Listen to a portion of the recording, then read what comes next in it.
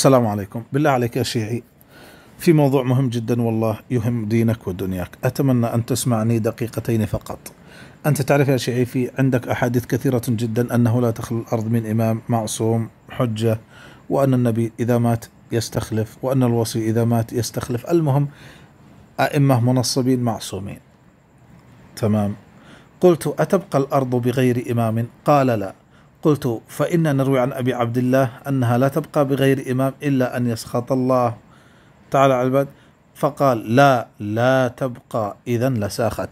المهم يقول لك ما تمشي الأرض إلا بإمام معصوم، لابد من إمام. طيب نشوف ماذا يقول الشهيد الصدر.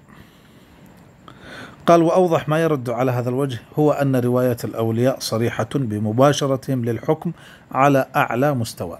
يعني سيأتي بعد المهدي عجل الله فرجه الأغر ناس أولياء صالحين، يعني قوم من شيعتنا يحكمون الناس وهم ليسوا أئمة، وهذا أكبر رد على الإمامة. يحكمون على أعلى مستوى، يعني حكام مطلقين للأمة كاملة، بحيث يكون التنازل عن هذه الدلالة تأويلا باطلا، كقوله: لا يملكن من أهل البيت رجل، وقوله: فإذا حضرته الوفاة فليسلمها، يعني الإمامة أو الخلافة، إلى ابنه أول المهديين. يعني شفت، المهدي عجل الله فرجه الأغر سوف يسلم الخلافة إلى ابنه وليس إلى 12. شوف إيش الورطة يا شيعي. إذا قلت أن ابن المهدي عجل الله فرجه الأغر يعتبر إماما معصوما مثل 12، إذن زادت الإمام، زاد عدد الأئمة وأصبحوا أكثر من 12. وإن قلت ليس إمام وإنما هو إنسان عادي غير معصوم، بطلت الإمامة أيضا. شوف كيف حتى علماءكم لا يعرفون، يعني ما استوعبوا الإمامة لحد الآن. إي والله. يعني شفت كيف ستبقى الأرض بعد المهدي، هذا شيء معروف أنه ستبقى الأرض بعد المهدي، ويبقى فيها ناس يحكمون. إن كان الحاكم هذا معصوما زاد عدد الأئمة المعصومين عن 12، وإن كان غير معصوم بطلت الإمامة، وهذا دليل على أن الأرض يحكمها أي واحد غير معصوم. هذا دينك يا شيعي. شفت، إذا ودك تبحث هذا تاريخ ما بعد الظهور، تاريخ ما بعد الظهور، مؤسسة الصدرين للدراسات الإسلامية. إذن يا شيعي، أتمنى منك أن تعرف أن الشيعة مختلفين في الإمامة في كل، يعني جزء من جزئياتها، حتى العلماء أنفسهم مش مستوعبين. يا أخي، أي شيعي يقول أن بعد المهدي ولو يوم واحد خلاص بطل دينه، لأنه سيأتي في هذا اليوم إمام وزاد عدد الأئمة، وإن لم يأتي إمام خلاص ما فيش إمامة. يمكن أن تبقى الأرض بدون إمام ولا تسيخ. شفت كيف؟ شفت كيف يا شيعي، كيف دينك متناقض؟ وهذا أقسم لك بالله دليل على أن الإمامة مصطنعة.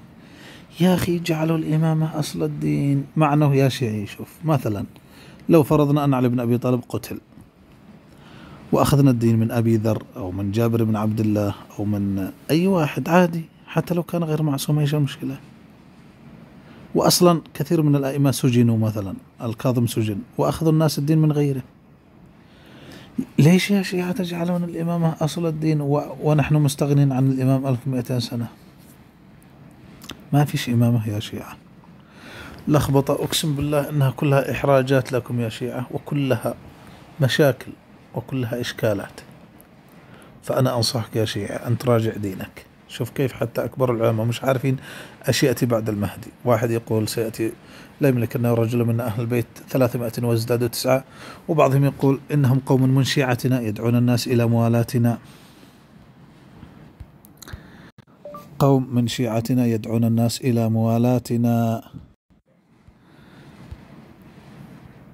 من شيعتنا يدعون الناس إلى موالاتنا. شفت كيف؟ قال: يكون بعد القائم 12 مهديا، فقال إنما قال 12 مهديا ولم يقل 12 إماما، ولكنهم قوم من شيعتنا، يعني الذي بعد المهدي ناس شيعة عاديين. معنى ذلك أنك ممكن تستغني عن الآئمة وعن العصمة وعن نسل إبراهيم وعن هذه الشروط المعقدة، فقط يكون شيعي موالي ويؤمن بأن أهل البيت خالقين هاربين إلى آخر، المهم موالي. فهمت يا شيعي؟ شوف كيف الإمامة ملخبطة من بدايتها إلى نهايتها. أنا أنصحك يا شيعي والله العظيم أنك تترك هذه الإمامة. يكفيك الصلاة والزكاة والصيام والحج وصوم رمضان وأن تؤمن بالله وملائكته ورسله إلى آخره. فقط هذه الأشياء المتفق عليها في الأديان الإبراهيمية كلها تقريبا فقط.